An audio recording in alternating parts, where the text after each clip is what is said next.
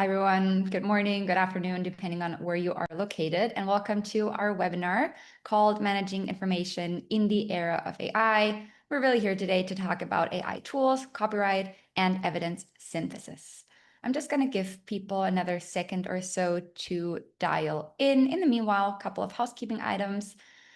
So you're all in listen-in mode, meaning your cameras and microphones are off. We do have chat enabled, so if you have any technical questions, feel free to reach out via the chat and I'll be monitoring it. We'll also have dedicated time for your questions. So down on Zoom below where it says Q&A, you can click there and add your questions as soon as they come up.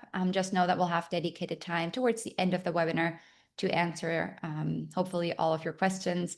You can also upvote questions. So if you see another question from another person that seems relevant to you, feel free to upvote. So we make sure that we answer the ones most relevant to most of you. And we're also recording this webinar, and I'll be sending the recording to all of you probably about an hour after the webinar is over. So if you want to share it with colleagues or rewatch any specific part, just know that we've got you covered. Okay, it looks like we have most people in. So let's get started here.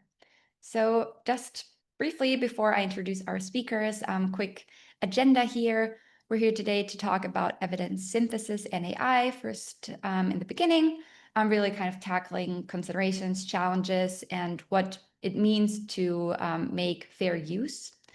From there, we're talking about kind of like proper rights management with AI tools, starting to make sure that you stay copyright compliant. From there, we're talking about pain points and really those silent tasks in evidence synthesis. We'll talk about some considerations and a bit of a future outlook regarding AI in research. And then, as I mentioned, we'll have enough time to answer most of your questions towards the end, or all of them, I hope so. Okay, so you can see many friendly faces on this call today. Let me introduce them briefly, and then I'll leave it up to the speakers to introduce themselves in a moment. So we have Karen Robinson here today. She's a professor of medicine, epidemiology, and health policy management at Johns Hopkins University. We have Aitan Agai. He's the founder and CEO at PicoPortal. On our end, we have Chris Bendel representing Research Solutions. He's the VP of Product Strategy. And as you can already tell, I'll be the moderator. I'm on the marketing team here at Research Solutions. So welcome to our speakers today. Okay, Chris, I'll hand it over to you to kick things off. Thanks a lot, Julia. All right, so it's a pleasure to be able to talk to you today and introduce a collaboration between PicoPortal and Research Solutions. As some of you probably know, and from using our products, Research Solutions focuses currently on two main areas. One is search and discovery, leveraging AI through our product Site.ai. But that's not the focus of today. Today, we're more focused on what we do with Article Galaxy. Article Galaxy is our platform which provides access to all journal content, especially for a lot of our corporate customers and increasingly also through Article Galaxy Scholar for our academic customers. And another key part of that platform, which we will discuss during today, is also not only providing access, but also helping to manage copyright and especially AI rights through that platform. And Aitan, maybe you'd like to say a few words about PicoPortal to kick us off. Yes, of course. Thank you, Chris. So PicoPortal is an evidence synthesis platform that provides researchers a tool to conduct their evidence synthesis through systematic review, targeted literature review, scoping review, and other type of literature review, such as meta-analysis. As a company, we have over 9,500 users from 110 countries. We support our research through this platform, support policymakers and clinical guidelines. And from its inception, PicoPortal was designed with automation and AI in mind, using it in a responsible way.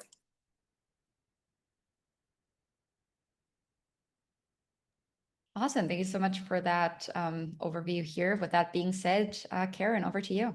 Great. Thanks very much. So as Julia said, I'm Karen Robson at Johns Hopkins. I conduct evidence synthesis and research about how to use evidence to make decisions about healthcare, about policy, and about research. So my job this morning was really just to set the stage in a few moments. So first, I wanted to clarify what we're talking about. There are a lot of different terms and types of reviews out there.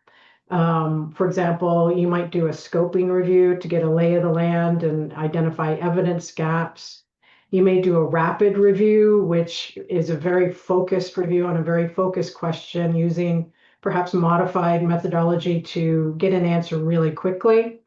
I think of all of these different terms and types under an umbrella term called evidence synthesis, and that's what we're going to talk about today. Next slide.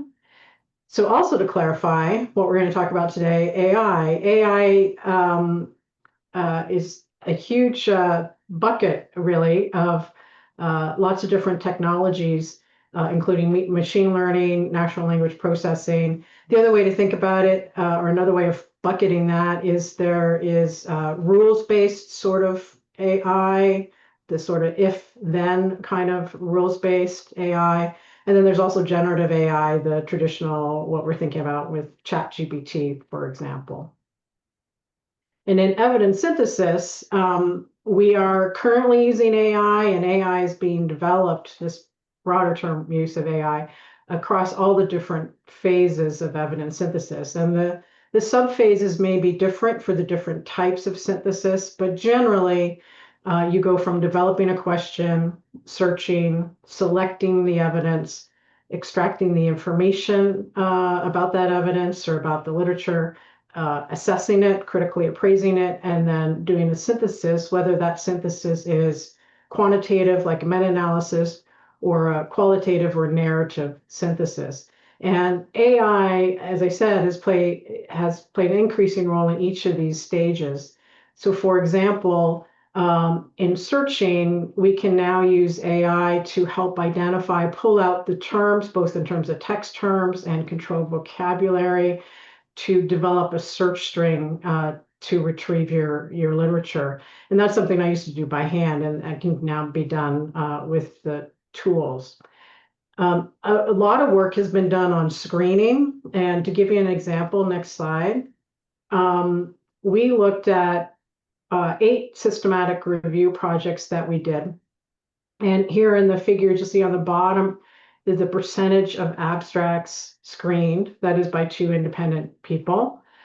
And if you look on the right, what you'll see, that figure is showing the percentage of abstract screening, and then on the y-axis is the percentage of eligible studies, so the identified eligible studies included in the review. And what you'll see shown in the red bar is that we could have stopped at 40%, which is just remarkable, and would obviously, if we had done that, been a big time savings. And that's an ongoing research question now, is can we prospectively identify where that threshold or stop point is. Next slide, please. So there's a lot of promises and potential with the use of AI in evidence synthesis, but there are also some challenges and some pain points. And I wanted to give some examples from a workshop that I led at the Global Evidence Summit last fall in Prague. And in that summit, we discussed the different challenges and also areas where we felt like we needed principles or guidance. So we brainstormed around those areas, and then we used the dot voting to prioritize those areas. Next slide, please. And generally, we grouped those challenges that we identified, I can't remember how many we identified, quite a few, into 3 different buckets. So accuracy and reliability, transparency, and responsible use. Next slide. Accuracy and reliability of the tools. Really the challenges around there is around evaluating.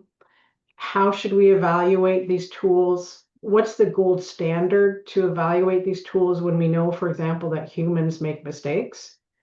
And how often should we reevaluate those tools as models and technology changes? How often do we need to do reevaluations? And how do the users or the potential users get access to those evaluations? What's the best process for that? When something's published, it's pretty much out of date.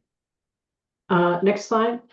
And then around transparency, we really identified two sort of areas of transparency. There's transparency from those using the technology or the tools, and then transparency from the developers.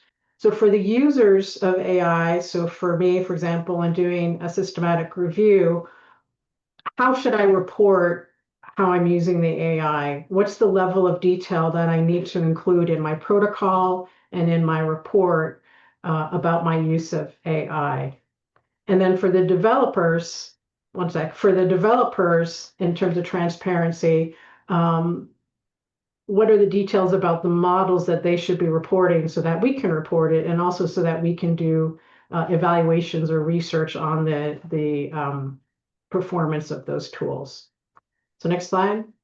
So the final bucket of challenges or areas where we felt like we needed principles was a bucket called responsible use. And here there's human accountability, so human in the loop, the idea that the human is the ultimate responsible actor here, not the AI. Ethics and equity. So there's issues there around making the gap between the have and the have-nots even larger if access to AI, for example, is not equitable. Most of the tools are developed for English language, for example. There's also the environmental impact. I think we're increasingly seeing concerns around the use of energy and water for these tools. And then finally, the legal concerns. And as an example, how should users of these tools, developers of these tools, libraries and publishers ensure adherence to copyright and other legal concerns? And with that, as a segue, I'll turn over to Chris. Thank you very much, Karen. Yes, so I'm going to be focusing on those legal issues, and especially the copyright problem, as you know, the copyright landscape as it pertains to AIs making use of published content. Also, you know, there's also the generation of content with AI and who has responsibility for that. But today I'm focusing on, you know, using published content, copyrighted content with AI tools. And to sort of describe the problem, we can look at this slide here. And the main issue that I would like to highlight here is, you know, these points on the left-hand side at the bottom, in that it can be, in many cases, somewhat unclear to the user what is the actual copyright situation with the content they are looking at, and are they able to make use of it? As you can see, you know, many of you, probably everyone attending today, makes use of AI tools in their work and also in their private lives.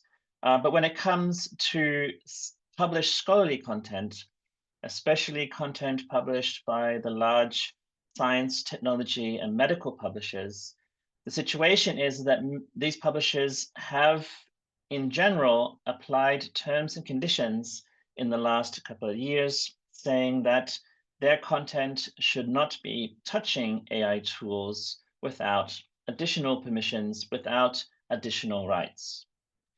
This issue is particularly acute for those of you working in a corporate setting, so working for commercial organizations, in that it is fairly clear that in most cases, especially for non-open access content, corporate researchers and users should be acquiring additional rights to be able to use published journal content. So uploading, for instance, a journal article to a generative AI tool represents a use of that with AI. Of course, for training purposes and so on like that, but we're not really talking about training purposes today. We're really talking about the use of this content in AI tools. For those of you in an academic setting, and I think there are many of you from universities joining today, the situation is a little bit potentially even more unclear. Today, I'm going to be showing you a solution that we have created for now, specifically for the corporate setting, for instance, but because in the academic setting, there are a number of issues which probably allow, under certain circumstances, use of content with AI tools.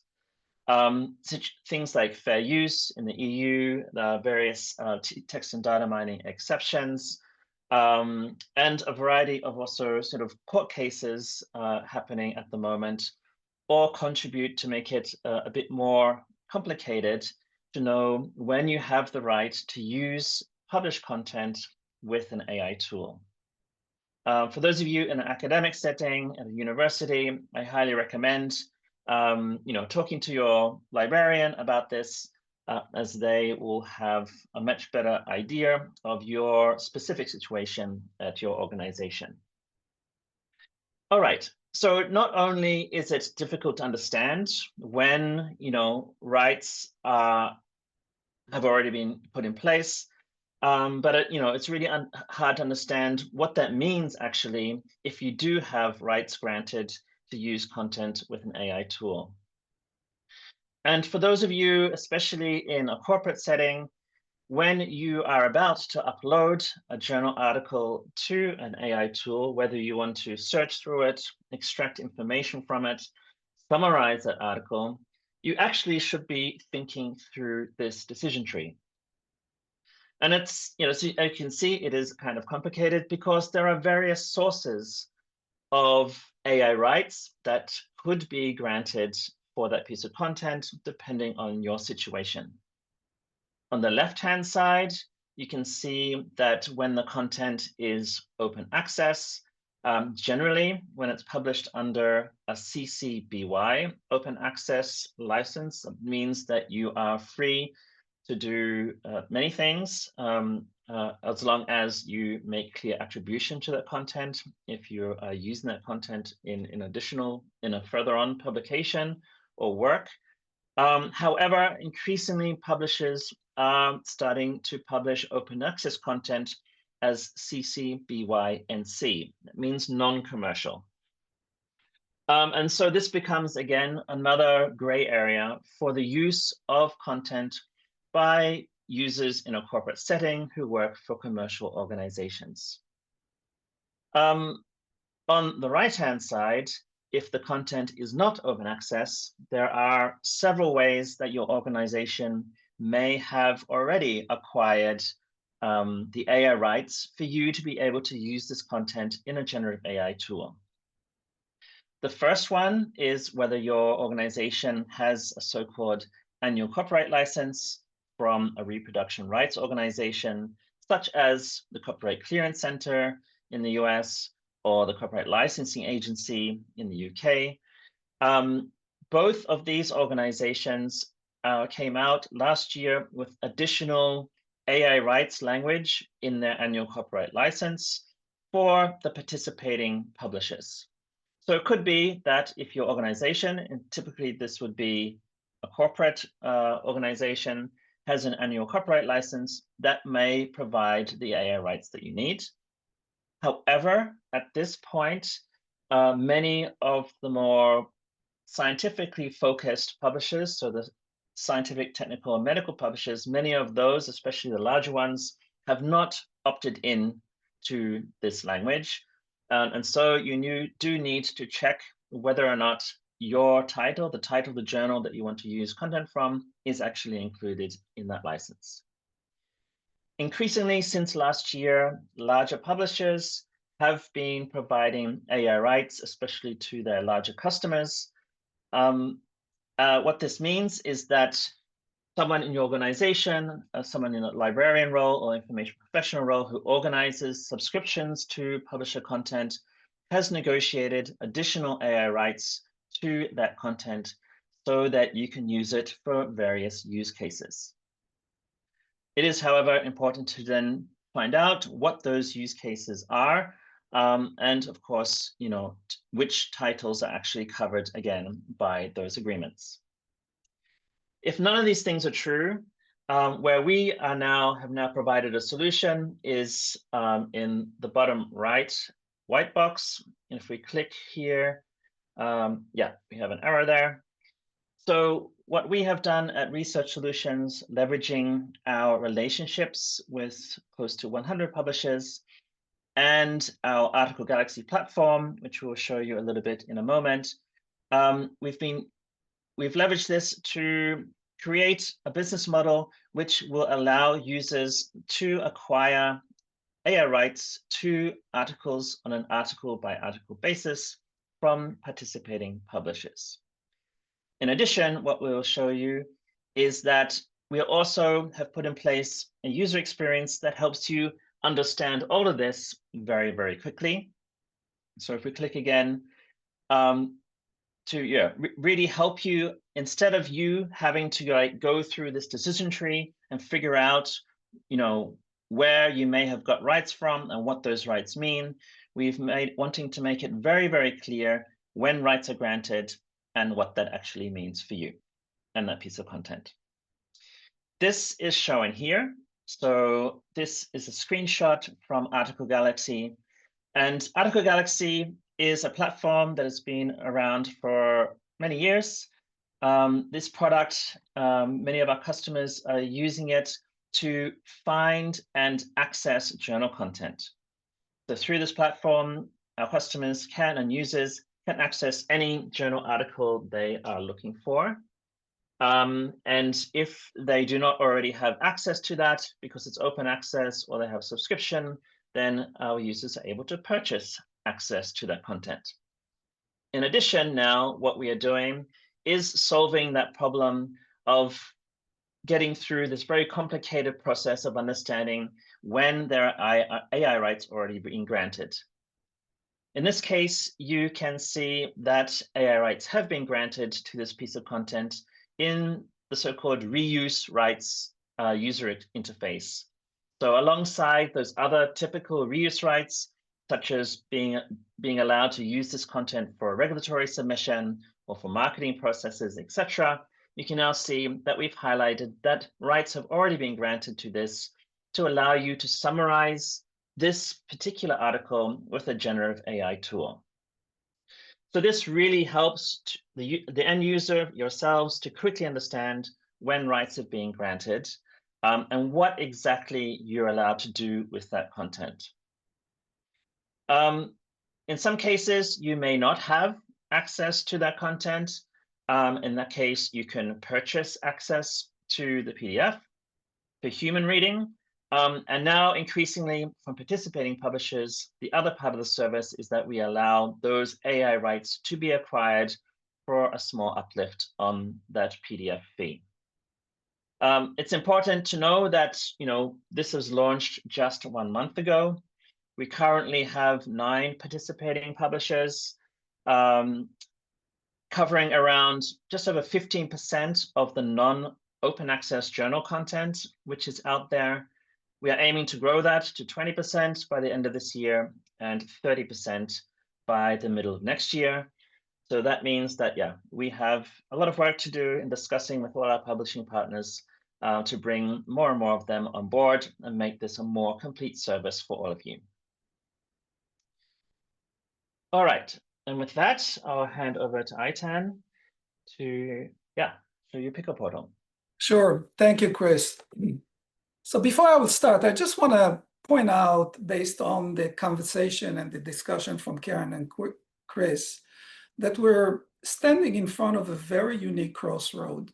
On one hand, we have the AI that has, it seems, almost endless possibilities. On the other hand, the AI itself created new problems for us. We discussed the AI rights, we discussed the ethical issues, we discussed transparencies and some other issues, such as concern for the environment and so forth, that we have to deal with. And what I'm going to do right now, what I'm going to spend the next 10 minutes or so, is to address how, with the new technology that we have in the past 2 years, how can we address the different pain points and what are the silent tasks that AI and automation can handle. Basically, go over the art of the possible, what is possible today, and with some expectation of what will be possible in the future.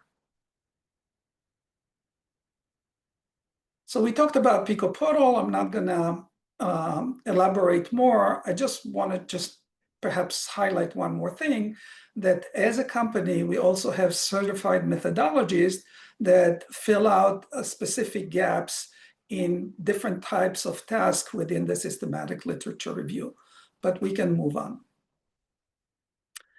Good. So Karen very eloquently discussed the journey of evidence synthesis, and we talked about the fact that they start from a point where a research question is being asked, going through planning that can be many times end up with a protocol that is being developed, a search strategy and running the search, then moving into screening, which is a very tedious task of screening anywhere between 1,000 and 10,000 titles and abstracts. From that, moving into full text review that requires the user to identify where the full text is, download it and upload it into the platform. And that takes time. Assessing the quality of the literature, like whether it's a low risk or moderate risk or high risk. Of course, extracting specific information so that we can use it for synthesis later on. And the last thing is to write the manuscript. Now, all of those steps, with the exception perhaps of asking the questions, are really pain points that can't be addressed today with the use of AI and automation. And what do you see in the purple box over here? You see the various pipeline tasks that PicoPortal out of the box can address today with AI and automation, easing some of the pain point that you're experiencing. Now, there are tasks that we don't account for. Like, for example, let me give you an example that kind of like illustrate what I'm talking about. Assume that you're using Google Maps to find the route between your home and your supermarket. And Google Maps is letting you know that it will take 12 minutes, which is true. However, it doesn't account for the time that it takes you to find parking once you're at the supermarket. It doesn't account for the fact that you have to walk into the supermarket. Those are the silent tasks that we don't account it for. So the same things is taking place in literature review. There are silent tasks that we neglect to take them into account as time-consuming tasks. Like, for example, on the right side, we can see collecting and uploading search results, time-consuming. Searching and uploading PDF files, nobody likes to do it, very time-consuming. Developing risk of bias forms, developing the data extraction form, even the interoperability, downloading all the information that you collected on the platform and in such a way that it's consumable for the next form. And some of you are even using screening tools that are like a spreadsheet that really increase the fatigue of screening 1,000 or 10,000 title abstracts. And that's something for you to consider as well. So as we provide a solution, and I think that Karen touched on the fact that we have to use AI in research in a responsible way. And we like to call it like the 3 R's. One, it has to be rigorous, meaning that it has to capture all the intended data. It also has to be repeatable, though that anywhere in the globe, someone can reproduce the same and get the same results as you're reporting. And of course, it has to be reportable in a way that it's transparent and also you can clearly communicate it. So let's take as an example over here.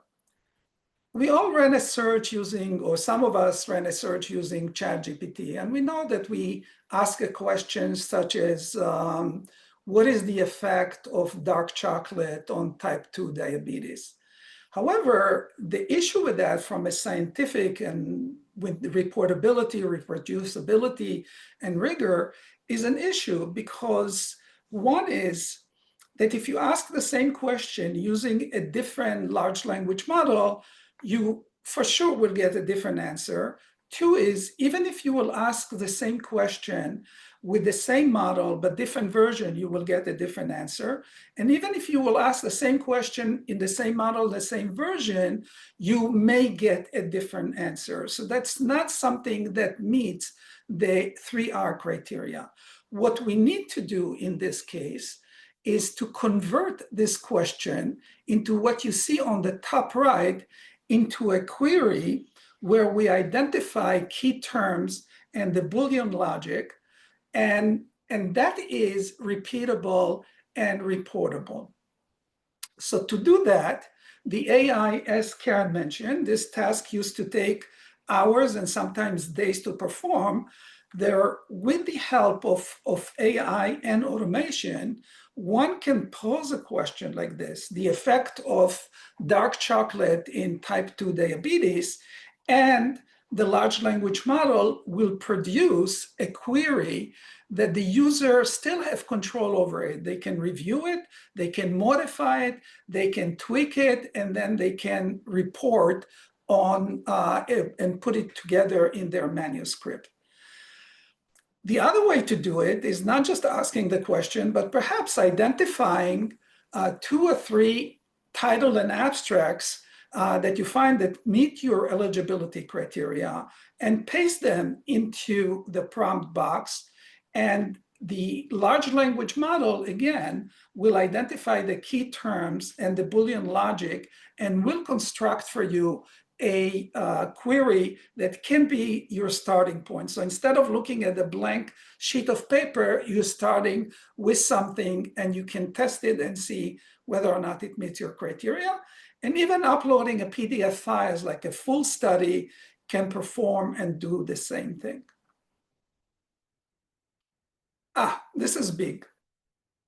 So Research Solution and Pico Portal have a unique and tight integration between the two systems. In my opinion, it's really a transformative collaboration. And why? Research Solution sits on top of million and million links into PDF files, whereas Pico Portal as a tool and as a platform is something that makes use of those PDF files and make it actionable from a static manuscript. So having that allow us to upload the PDF files with one click and even no clicks at all. It also remove and eliminate some of the legal risks that Chris was discussing. So using AI within Pico Portal is within the framework of what is the possible and what is not possible. So nobody's running into legal risk. For sure, if we look at the right side, you can see that having a seamless integration offers many advantages, including uploading the wrong PDF files, including running and identifying the journal website, fighting with all the cookies that you need to do, figuring out where is the link to the PDF, downloading into your local machine, then uploading into the platform of your choice. All of that is time-consuming and painful. And if you're talking about 200 or 300 or 400 PDF files, you can imagine how this time adds up. Also, it works. So looking at that, I just want to point out how we can turn and transform a static document into an actionable evidence. For example, if we're looking for the populations that are included in the study that we perform on surgery, what you can see on the right side, the AI highlight a passage from within the study itself, and then taking that passage, it responds to the question. You can see it at the bottom left, highlighted in a gold color. It basically responds to the question itself. Now, the researcher has a way to triangulate on this information. One is, one is to see whether or not they agree with the passage that was highlighted. And if they do, whether or not they agree with the response that the AI proposed. And if those two are true, they can simply cut and paste this answer or modify it and answer. But the human is always in control. What we're using over here is the large language model as an AI assist. Very much like the analogy that I gave about Google Maps. While you know the route from your home to the supermarket, is still much easier to put the Google Maps because it removes some of the decision fatigues that you have to do and take you to your destination with somewhat of a view toward the future. It shows you where the traffic is, if there are any problems that you need to avoid, and basically directing you in the most efficient way into where you need to go by shaving out minutes and sometimes hours. Thank you. Awesome. Thank you so much, Chris, Karen, and Aitan for walking us through all of this. Before we go into questions, which I already can see that we have a few, a question that I wanted to pose to the group. How do you see systematic review process evolving in the next 3 to 5 years? Like so many things happening, the world is changing so quickly with AI. How do you think what will be changing in the next foreseeable future?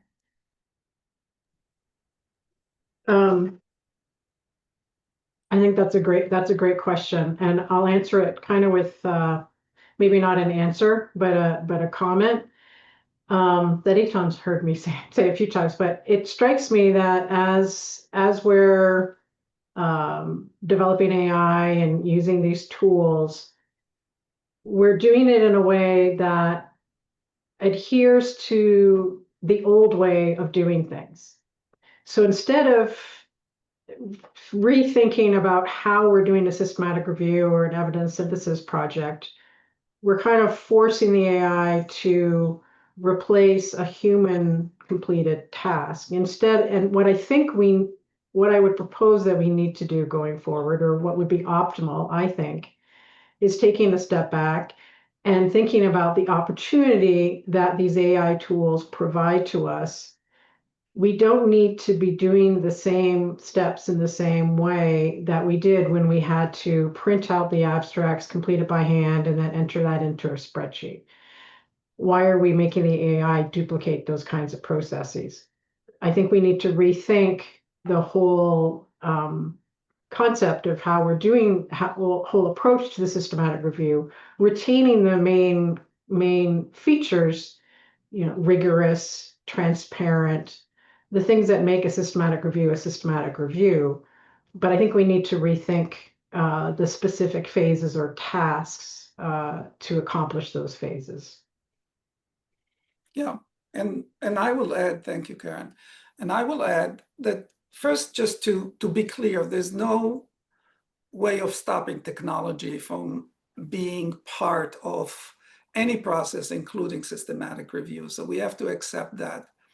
The second thing is, I believe, Karen, that in the next, if we will talk about the next year to 3 years from now, we are in a transition point where we have to mix the old with the new so that researchers will gain confidence and also understand the nuances of what AI can do and cannot do accurately, and where it makes sense to introduce AI. For sure, I think within 5-year period, we will see a total transformation of how we're conducting research in general. But that transformation will go hand to hand with the same old principles that were laid out by researchers in the past. Yeah, I think just to add, the other thing that is kind of a pain point is that we are applying or expecting to be able to select or evaluate these AI tools in the same way that we evaluate other methods, innovations. And given how quickly the tools are developing, how rapidly they're evolving, how you select a validated tool, I think is really puzzling for most people. What does that mean in this context? So I think we also need to think through how we identify and select the most useful tools for what we're doing. That's a great point, if I can add to that, because as someone that is involved with technology, currently the technology is evaluated, as Karen said, as of though it's a research paper. So to gain trust with the technology that we create today can take 2 to 3 years until someone takes the time to publish the results, going through peer review, publish the results.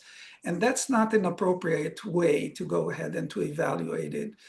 Outside of the research community, there are other tools and other metrics that are being used to evaluate those tools.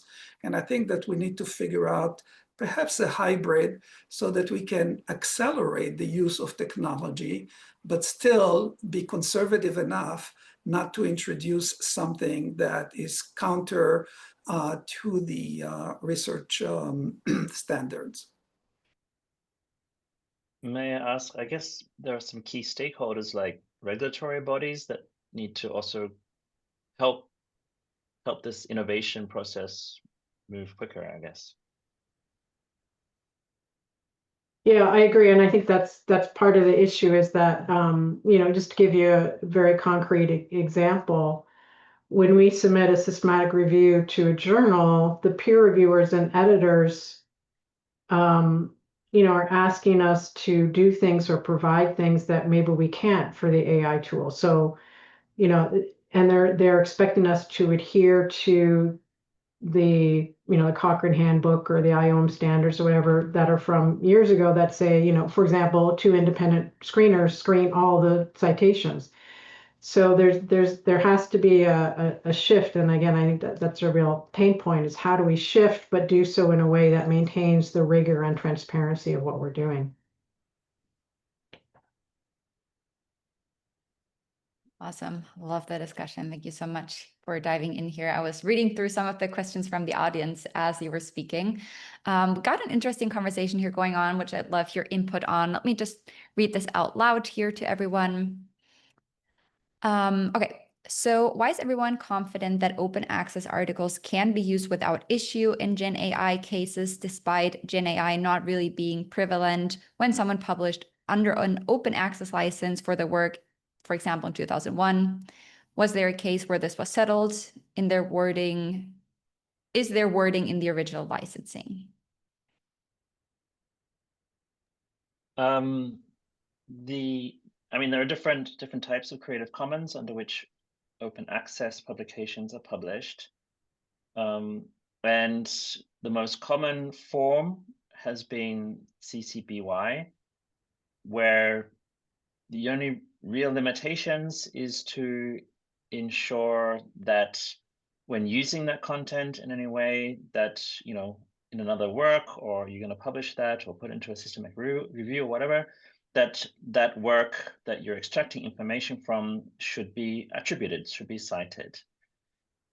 There have been already for just almost as long the other open access licenses, such as non-commercial, which limits then also use of that content for commercial purposes without additional rights being acquired, and non-derivative, which limits use of that content then in a derivative work like a database or even another piece of writing.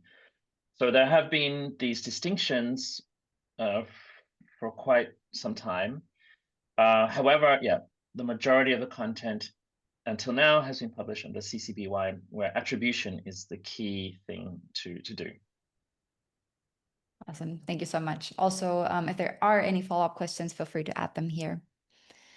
If people in your commercial organization are skeptical of the need to attain AI rights to use scholarly literature in AI platforms, what current lawsuits or statutes would you point them towards to persuade them on the need to attain AI rights? Please be as specific as possible. I don't think there's any current lawsuits of, for instance, within like scientific content specifically, of as far as I'm aware, where someone would say, "Oh, you didn't get the AI rights to that content, to use that content, or to extract information from it." However, there are the terms and conditions of the publishers themselves, which are quite clear on this principle. Also, things like the text and data mining exception in the EU, so the EU directive around that. There's also one around AI rights as well, which implies essentially that for commercial uses at least, AI rights or TDM rights need to be acquired. I mean, in the end, when you're using a generative AI tool to analyze a journal article, you're using the AI to do text and data mining, essentially. There are there are some lawsuits that have occurred and had outcomes in the last few months, which was around, for instance, Anthropic using content to train its models. And there was an interesting outcome in that the court found that the act of training an AI on content was, was transformative enough that was, actually, could be allowed. The principle that you take all this content, the principle that you create a product through training it on this type of content to create something truly transformative. However, it was still illegal for Anthropic to actually take all that content and do the text and data mining process. So they still should have acquired rights, the legal right to do that process of extracting the information they needed to do that training process. I remember seeing that. Thanks for sharing that example, Chris. Okay, we got a next question here. First of all, saying this is a great discussion. Thank you to the speakers. Do you think AI-assisted systematic reviews will have the same rigor as the traditional systematic reviews we have been doing? This is given the fact that the same platform may provide different outputs from the query. So I'll take a first crack at that. I'm not sure what you mean by the last part of your question, but great question. I will point out that if you give two different human teams of reviewers the same question, they often come up with a different result. So I think that's another example of what's the gold standard here for AI. So I think it could go either way, and I think either better or worse than the quote unquote traditional systematic review. I think it depends on which phase or task you're talking about in the process. So for an example, the use of AI may make for better results in some ways. So for example, you may be able to do a broader search because as a human, I would certainly balk at screening 20,000 citations within my time frame, but I wouldn't balk at that if I had the AI assist where I could have a threshold and stop doing the human screening after a while. So it I may identify more studies that way. Also, for another example, in the risk of bias, Eitan showed one thing for data extraction. The risk of bias works the same way, where the AI assistant will highlight the relevant text in the PDF and cut and paste that relevant text for you to consider. And that provides a documentation that we should all be doing, but I will say that we don't all do when we fill out risk of bias assessment. So in that way, you could argue that the AI assisted version is better than traditional. Yeah, so I think the concern is that we make AI assisted systematic reviews at least as good as the traditional or human conducted reviews. That answer your question? Hope. Yeah, I'm sure. and I agree with you, Karen. I think that as clearly the slide over here is talking about AI assist. So right now, at least with Pico Portal, what we implemented, that any AI decision has to be confirmed by the researchers itself. So there's no doubt that it went through some level of scrutiny. The point that Karen said, and I just wanted to highlight that, in the past, and maybe even perhaps right now, people spend days writing a database query just to minimize the number of articles that need to be screened. It was a very intense task that information specialists had to go through. However, if you think about it, let's assume in the entire database that we have, the PubMed, the 30 million articles that they have, there is a limited number of articles that are related to my study. Let's say that it's only 200 articles. It really does not matter if you're using AI to prioritize the articles, how many articles you retrieve. If you retrieve 2,000 or you retrieve 20,000, the AI will tell you to stop at a certain point or suggest for you to stop at a certain point, which can be, in the case of 5,000, maybe 30%. In the case of 20,000, only 5% of the overall data set. So those constraints that before we had to guess, are we capturing all the eligible studies, possible eligible studies, and at the same time, we're optimizing for the screening effort? I think that constraint can be loosened a little bit. And Ken, correct me if I'm wrong over here.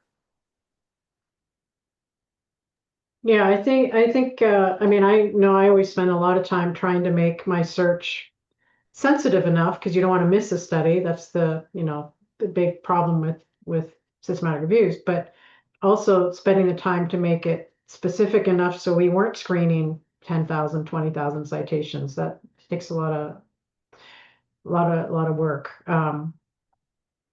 So yeah, I agree.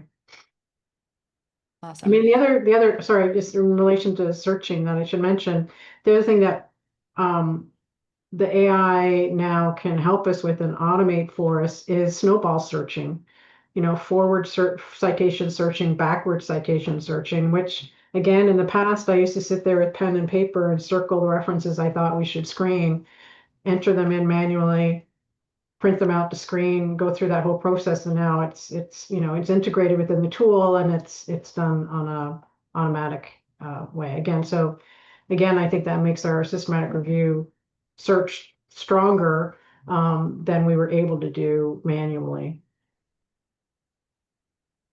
Awesome. Just got a comment that I feel like fits in well here. I think these processes will add new limitations to the process, and I'm concerned that these limitations will be hard to reflect in the limitation section of our publications. I think that question really relates to the transparency. It's sort of the we don't know what we don't know.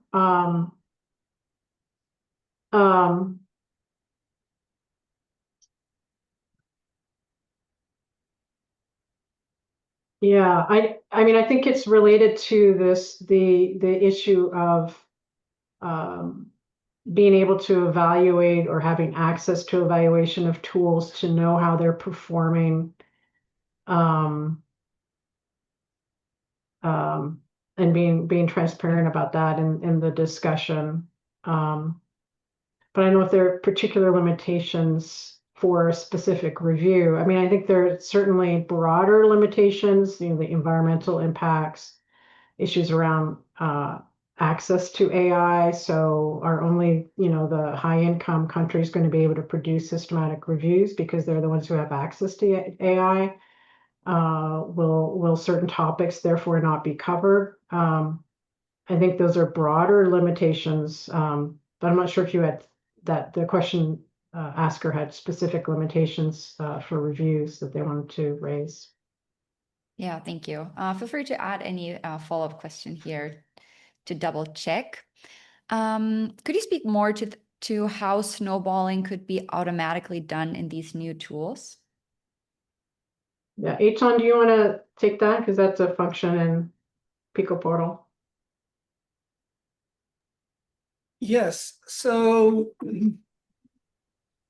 this is a very interesting question and really a task that we took on ourselves as part of those silent tasks that nobody is accounted for. So the first principle that we implemented, before I will talk about the technology, is how can we produce more data from the existing data? And that's a very important principle, in my opinion, that even if you're not conducting a formal systematic review, but just some sort of a targeted literature review, can you upload only 2 or 3 studies that are relevant to your question, and then using the snowballing, you will be able to uncover another 200 different or 100 to 200 additional articles that you can select which one is helping you and addressing the issue with your study. So the current technology right now and the way that we implement it, we're literally looking at all the citations within the paper, and we're determining technically what are the DOI for those citations. So currently it can be performed only if we have the DOI, but once we have the DOI, internally we're running search against other databases, and we identify the additional documents using the DOI that we uncover. Backward means that if you have an article and you cited 20 articles, we will surface those 20 articles for you. Forward means that we will identify the current DOI of the current articles that you're looking at and see which articles cited that particular article moving forward into the future. So those are the distinction, and those two can be exposed within Pico Portal. Yeah, and then in a practical standpoint, you can select then, if you're done, for example, your full text screening and you've identified the eligible studies, you can choose to do the citation, the snowballing or forward-backward citation searching for the included studies. And those citations that are then identified, or articles that are identified, are then put back into your bucket to go through the screening process. Of course, they have to go through the same screening process that the other search results do. Awesome. That was a great, pretty much last question here, I believe, just because we're running out of time. I hope we were able to answer most questions. If there are any questions that we didn't get to, or maybe had a follow-up question, feel free to reach out via the email that the webinar information came from. That would be me, and I'd be happy to make sure that I forward your question to the right person. What would be the best way to get in touch with speakers if they have any specific questions for the 3 of you, Eitan, Karen, and Chris?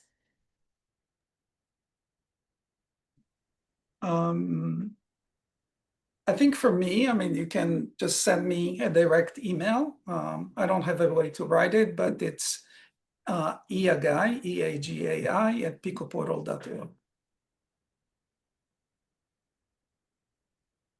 Thank you. Awesome. Yeah, and I can be contacted via fromtheresearchsolutions.com email address here. I just put my email in the chat as krbin@jhmi.edu. Awesome. Just copy pasting that again so people can see it. Awesome. Great. Well, thank you everyone for joining. Thank you, Chris, Karen, and Eitan for presenting today. As I mentioned, if there are any follow-up questions, feel free to reach out via email or any of these preferred ways, and we'll make sure that we answer your questions and go from there. I appreciate you all spending this time with us. Have a great rest of your day. Thank you. You. Thank you.